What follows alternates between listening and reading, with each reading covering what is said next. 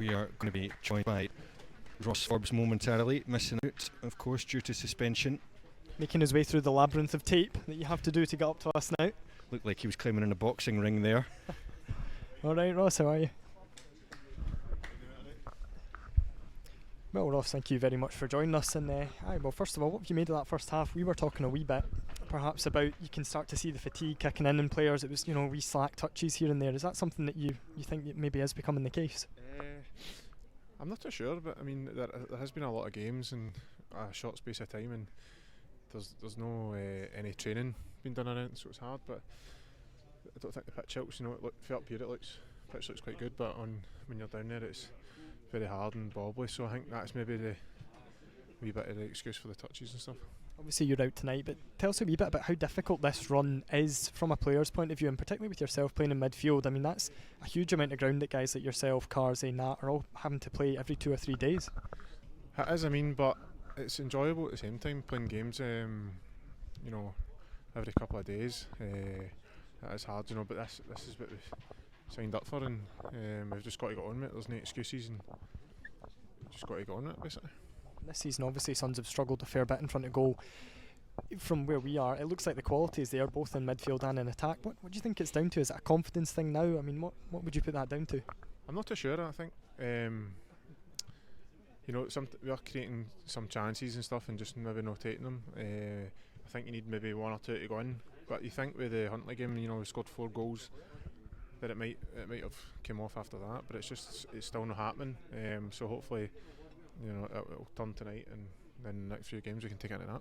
And this is obviously your technically, I suppose, 3rd official 4th spell at Dumbarton. You just first appearance on Suns TV, though, to be fair. And I was thinking back that when Suns TV was launched back in the days of Gary Black, who was the guy who formed it for the highlights, that was the season that we won the 3rd division, and obviously you were a member of that squad. Tell me a wee bit about that team and that time for you as a young player coming into the Suns side that I basically grew up watching. It was brilliant for me to come here. Jim Chapman gave me the chance to come and play, and obviously winning the league was brilliant. I think we had a really good team then, a lot of players that had just dropped down for like the SPL at the time. With Stevie Murray, Ryan McStay, Dennis McLaughlin, there was a lot of good players.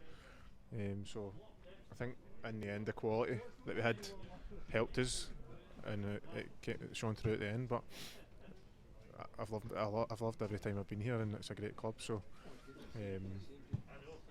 I'm back enjoying it again for, as you say, the 3rd time.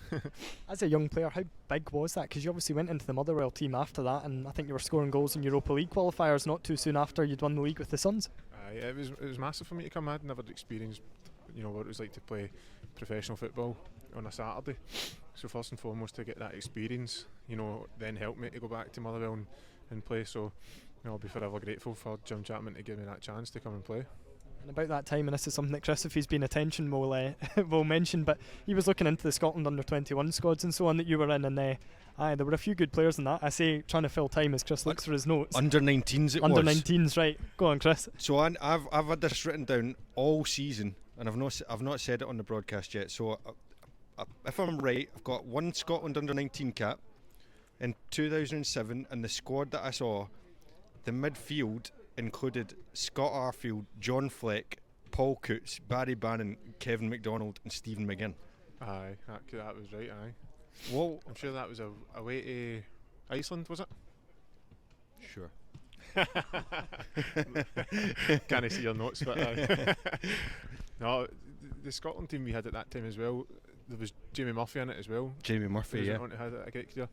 There was a lot of good players, and usually you don't get as many players making it for the squads, but I think for our age group there was a fair few that made it. We've done as good as we should have at that group, but it's just one of them. But it's good to see the others went on and had a good career. It's just an incredible array of talent, especially in the midfield. Scotland are blessed with good midfielders these days, but my goodness. I know. What was it like training with some of those players back then? Could you see the quality? You could, especially for the boys like Scott Arfield, Kev McDonald and John Fleck. I think the 3 of them, the careers they went on to have has been amazing, and you can tell straight away the players like this they've got the things. I was going to say, I'm glad you mentioned John Fleck. Chris, a Sheffield United fan, and is a huge John Fleck fan, so I think that's why that question was kind of aimed at you there, was to see if you'd mention it. I think John Fleck's not really had the credit that he deserves for what he's done.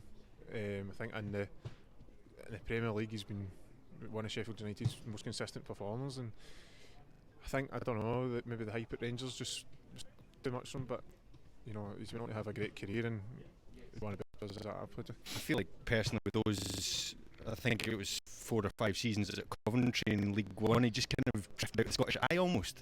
You know, nobody was like, that can happen almost. Could maybe go down there and people think maybe English League One, I think it was at the time.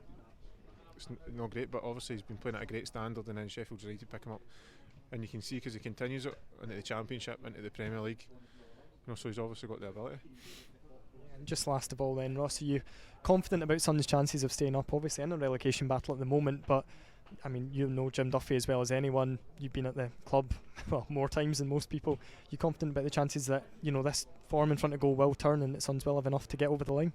Definitely. I mean, I think maybe just that wee bit of luck in front of goal we need. We've not really had any breaks. I think that happens when you're down the bottom, but you know, we're confident that we can do this, and maybe with a few more training sessions under our belt, once the game's kind of slowed in, work on that things and stuff, then you know, hopefully that will benefit us as well. Excellent. Well, thanks very much for joining us, Ross, and hopefully you're not back up here again and you're out on the pitch. I always feel bad for the players who have to come up here because it means that they're not out there, but thank you very much for your time. Good to have you up here. Cheers.